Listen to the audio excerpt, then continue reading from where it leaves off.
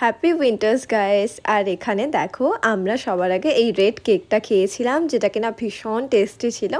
আর তারপরে একবারে সন্ধ্যার ক্লিপ দেখিয়েছি, রেডি হয়ে বেরোচ্ছিলাম। আর বাইরেটা দেখো, পুরো সুইজারল্যান্ড হয়ে গেছে এরকম লাগছে, কি কনকনে ঠান্ডা। আর তার মধ্যেও আমরা বেরিয়েছিলাম। আর এখানে দেখো আমার কাকিমুনি আর মা তোমাদের সকলকে হাই বলছে।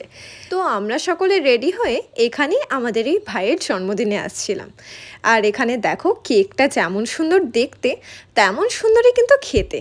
আর আমাদের ভাইও ভীষণ মিষ্টি। আমি লাস্টের ক্লিপে ফটো অ্যাড করে দেব সবারই।